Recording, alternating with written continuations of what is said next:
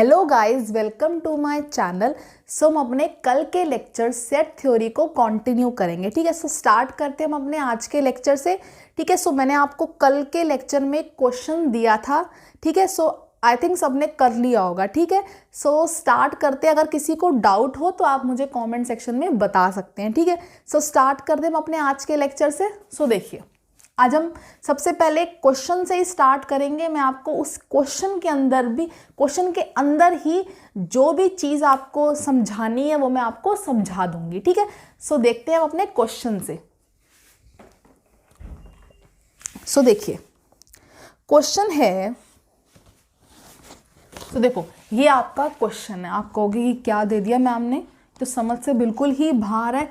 सो देखो, सबसे पहले मैं आपको बता दूं, ये मैंने आपको बताया था ये क्या है, एक सेट है। ये क्या है, एक सेट है। अभी आपको समझ नहीं आया होगा, मैंने आपको सेट को कैसे प्रेजेंट करते हैं, कैसे सेट को रिप्रेजेंट करते हैं, मैंने आपको नहीं बताया। ठीक है, तो समझ लो ये अभी क्या है, एक सेट है। ठीक है, ये मैंने आपको बताया था। सेट में हमेशा जो सेट को हम किससे डिनोट करते हैं, कैपिटल लेटर से डिनोट करते हैं। तो मैंने यहाँ पे ए लिखा हुआ है। ठीक है, और एक चीज, हम सेट को हमेशा सेट के अंदर जितने भी एलिमेंट्स होते हैं हम उसको किसके अंदर लिखते हैं, ये करली ब्रेसेस के अंदर लिखते हैं। किसके अंदर लिखते हैं, करली ब्रैकेट्स जो होते हैं ना, हम उसके अंदर सेट के जितने भी एलिमेंट्स होते हैं हम उसे करली ब्रैकेट्स के अंदर लिखते हैं। ठीक है, ये एक सेट है। अब आपको कहा है then insert the appropriate symbol. आपको ये दो सिंबल दे रखे हैं। आपको ये क्या है, ये तो मुझे ई लग रहा है, और ये क्या है। सो देखो, इसको बोलते हैं बिलोंग्स टू, इसको कहेंगे डज नॉट बिलोंग्स टू। अगर इस ई समझ लो इसको, इसके अगर एक लाइन आ गई इसके ऊपर तो हमें क्या कहेंगे, इसे डज नॉट बिलोंग्स टू, और इसे कहेंगे बिलोंग्स टू। ठीक है, सो देखो इसका मतलब क्या है, हम क्वेश्चन से समझते हैं। सो पहला क्वेश्चन है 4-A। आपको ना इन दोनों में से ना यहाँ पे कोई एक सिंबल लगाना है। कौन सा लगाना है अब मैं आपको बताती हूँ। देखो, ए के अंदर एलिमेंट कौन कौन से हैं, एक तो 0 है, 1 है, 2 है, 3 है, 4, 5, 6, 7, 8 है। यही 9 एलिमेंट्स है। 9 है ना, 1 2 3 4 5 6 7 8 9, यही 9 एलिमेंट्स है ना सेट के अंदर। अब आपको बताना है कि इन दोनों में से यहाँ पे कौन सा सिंबल आएगा। आप सबसे पहले देखो यहाँ क्या लिखा हुआ है, 4 लिखा हुआ है। अब देखो यहाँ पे 4 क्या कहीं आ रहा है, देखो क्या आपको कहीं 4 दिख रहा है यहाँ पे, हाँ तो कहेंगे देखो ये ना बिल्कुल 4, इस 4 मुझे यहाँ पे दिख रहा है। और यहाँ क्या लिखा है, ए लिखा है। ए मतलब ये क्या है, 4 क्या इस ए के अंदर है। इसका मतलब क्या है, क्या 4 जो है इस ए के अंदर है। आप कहोगे हाँ देखो इस यहाँ पे ए लिखा हुआ है और ये 4 भाई साहब ना ए के अंदर बैठे हुए हैं। तो आप यहाँ पे कौन सा सिंबल लगाएंगे, बिलोंग्स टू का। मतलब 4 इस सेट के अंदर है। क्या 4 जो एलिमेंट है वो इस सेट ए के अंदर है। जब कोई एलिमेंट उस सेट के अंदर होता है तो हम कौन सा सिंबल लगाएंगे, ये बिलोंग्स टू का, मतलब वो उसके अंदर है। ठीक है, अब देखो सेकंड क्वेश्चन मैं पूछूं, -4-A। आप देखो सबसे पहले क्या यहाँ पे मुझे कहीं -4 दिख रहा है। आप कहोगे 4 तो दिख रहा है मैम, लेकिन -4 तो मुझे नहीं दिख रहा। तो मतलब -4 इस ए के अंदर नहीं है। -4 इस ए के अंदर नहीं है, तो मतलब मैं कौन सा सिंबल लगाऊंगी, ये वाला। इसे बोलते हैं डज नॉट बिलोंग्स टू। इसे हम कहते हैं बिलोंग्स टू, और इसे कहते हैं हम does not belongs to.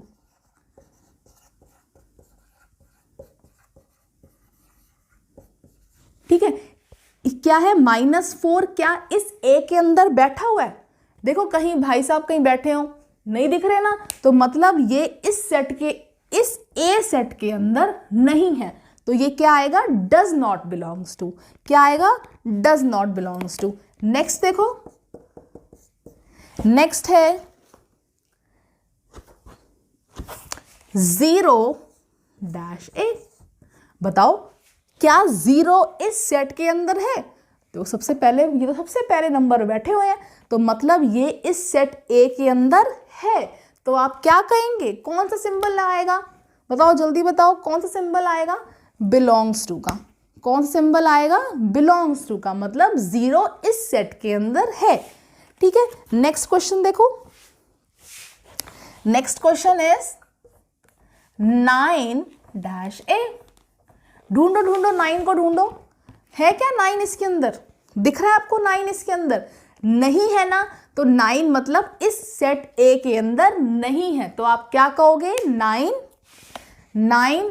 Does not belongs to a, 9 does not belongs to a. I guess आपको ये वाला जो सिंबल का जो हमने खेल खेला, आपको थोड़ा बहुत तो समझ आ गया होगा ना, कि अगर एक सेट के अंदर एलिमेंट वो प्रेजेंट होता है तो हम कौन सा सिंबल लगाते हैं, बिलोंग्स टू का। अगर वो सिंबल प्रेजेंट नहीं होता तो हम कौन सा सिंबल लगाएंगे, डज नॉट बिलोंग्स का। ठीक है, आई गेस आपको अब ये समझ थोड़ा आ गया होगा। ठीक है, सो देखो अब नेक्स्ट टॉपिक स्टार्ट करें।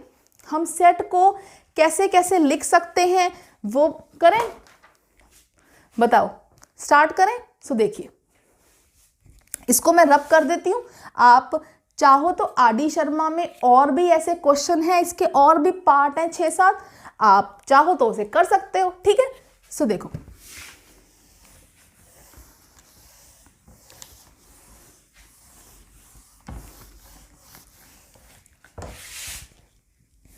नेक्स्ट आता है presentation of a set. Presentation of a set, इसका मतलब है कि आप सेट को कैसे कैसे, किस तरीके से, अभी तो हमने कुछ सीखा ही नहीं, हमें तो सेट की सिर्फ डिफाइन बताई है। अब तक तो हमें तो बताया ही नहीं सेट लिखते कैसे हैं, बस यही बता दिया कि सेट को हम एक कैपिटल लेटर से डिनोट करते हैं और सेट के अंदर जो भी एलिमेंट्स होते हैं वो क्या आते हैं, वो स्मॉल लेटर्स में आते हैं। तो मैम ने तो अभी ये 2 चीजें ही बताई हैं, तो अभी कुछ बताया तो है नहीं हम कैसे लिखेंगे सेट को, तो हम आज सीखेंगे सेट को। आज हम एक करेंगे, बेसिकली हम इसको सेट को 2 तरीके से लिख सकते हैं, एक तो रोस्टर फॉर्म और एक सेट बिल्डर फॉर्म। ठीक है, सो आज हम थोड़ा थोड़ा रोस्टर फॉर्म भी करेंगे, रोस्टर फॉर्म के हम एग्जाम्पल्स भी करेंगे, और फिर कल हम करेंगे set builder form. Set builder में 2 या 3 दिन लूंगी, सेट बिल्डर थोड़ा सा बच्चों को डिफिकल्ट लगता है तो मैं उसको 2 या 3 दिन लूंगी, उसके बाद अच्छे से बहुत सारे एग्जाम्पल्स करेंगे। ठीक है, रोस्टर फॉर्म काफ़ी ईजी होता है, तो वो तो आप आज के लेक्चर में ही आएगा, से आपको समझ आ जाएगा। ठीक है, सो देखो प्रेजेंटेशन ऑफ अ सेट। सो हम सेट को कितने तरीकों से लिख सकते हैं, मैंने अभी आपको बताया 2 तरीके से। पहला होता है roster form, roster form, second होता है सेट बिल्डर फॉर्म, सेकंड होता है सेट बिल्डर फॉर्म। आप रोस्टर फॉर्म को ना एक और नाम भी, कई बुक्स में कोई और नाम भी लिखा होता है, कौन सा होता है, टैबुलर फॉर्म। क्या होगा, आप रोस्टर फॉर्म को टैबुलर फॉर्म भी कह सकते हैं, और एक है सेट बिल्डर फॉर्म। ठीक है, सबसे पहले हम स्टार्ट करते हैं रोस्टर फॉर्म से।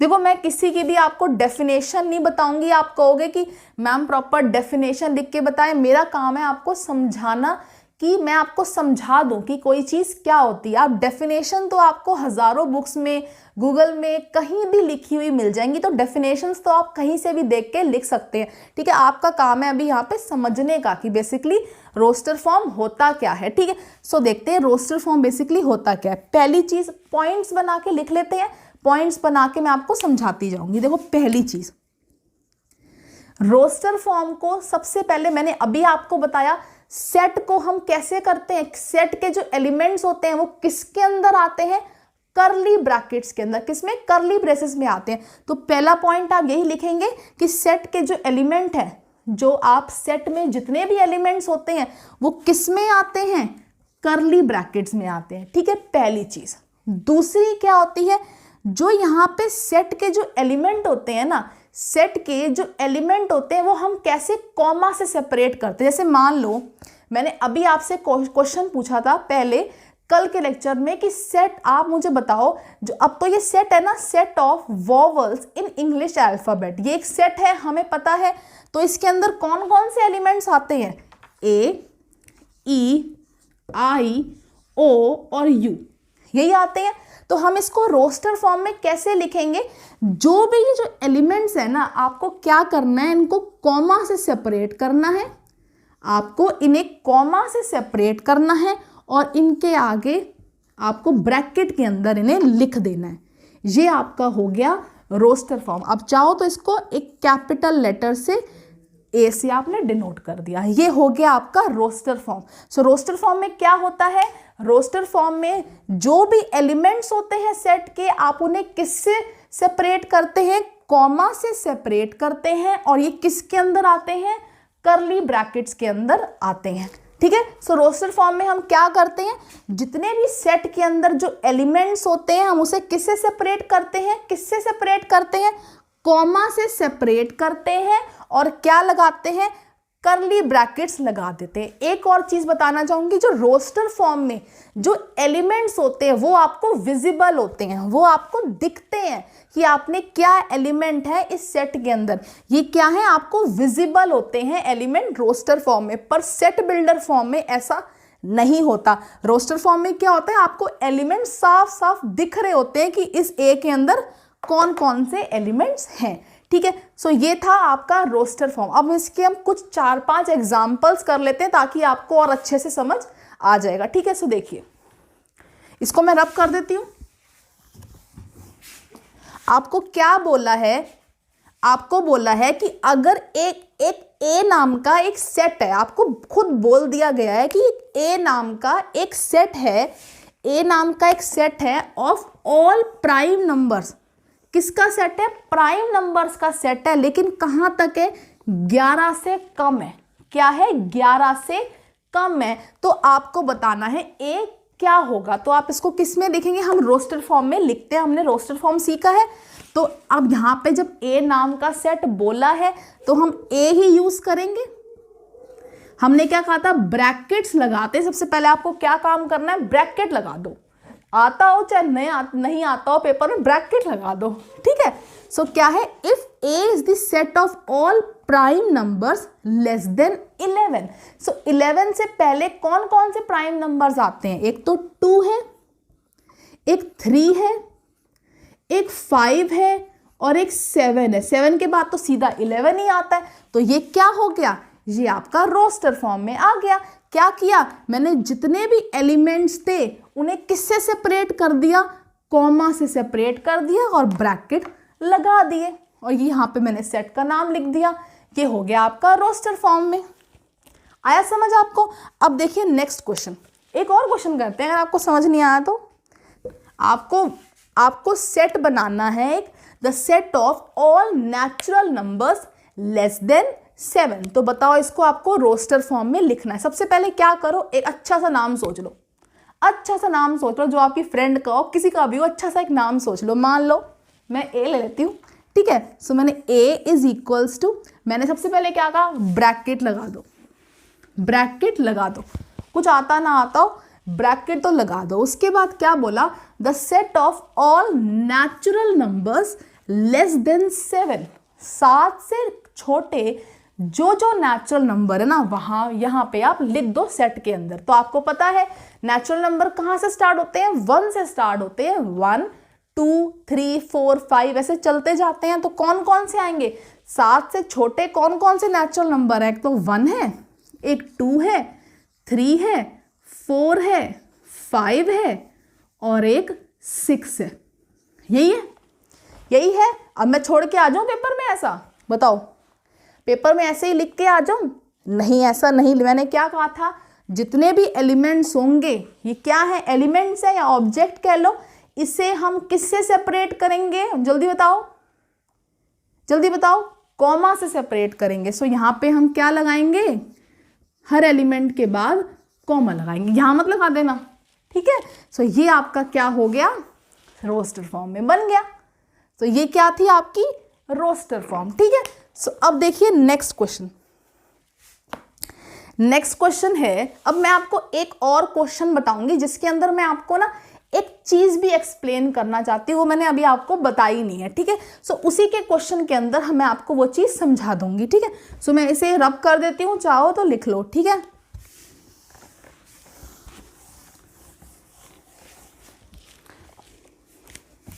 नेक्स्ट क्वेश्चन, सो क्वेश्चन है, सो देखो क्या है, the set of all letters in the word mathematics. So आपको क्या करना है, आपको सेट बनाना है। किसका सेट बनाना है आपको? Set of all letters. जो भी इस मैथमेटिक्स वर्ड के अंदर जितने भी लेटर्स है ना, आपको उसको सेट में लिखना है। सो अब बताओ, पहले हम ना सारे के सारे एलिमेंट्स यहाँ पे ऐसे लिख लेते हैं। तो कौन कौन सा है? एक तो M है, उसके बाद क्या है? A है, उसके बाद क्या है? T है, उसके बाद क्या है? H है, उसके बाद है E, फिर है M, फिर है A, फिर है T I C S। यही वर्ड्स हैं, यही वर्ड्स है ना। अब मुझे क्या लिखना है? मुझे इनको सेट में लिखना है, मतलब इनके आगे ऐसे ब्रैकेट लगा दूं और इनको कॉमा से सेपरेट कर दूं, मेरा काम बन गया। और मैंने मान लो यहाँ पे A लिख दिया, कहोगे लो मैम काम हो गया हमारा। आपने क्या कहा? The set of all letters in the word mathematics.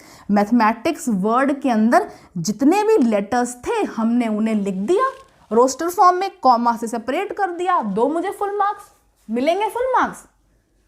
देखो मार्क्स ना मेरे हिसाब से तो नहीं मिलेंगे, मतलब ये ना गलत नहीं है, लेकिन ये इसको अच्छा वे नहीं माना जाता सेट को लिखने का। इसमें क्या होता है, देखो मैं आपको एक पॉइंट बताना चाहूंगी। सेट के अंदर ना जो भी एलिमेंट्स लिखे होते हैं, सेट के अंदर जो भी एलिमेंट्स लिखे होते हैं ना, हम ना उन्हें हमेशा डिस्टिंक्ट लेते हैं।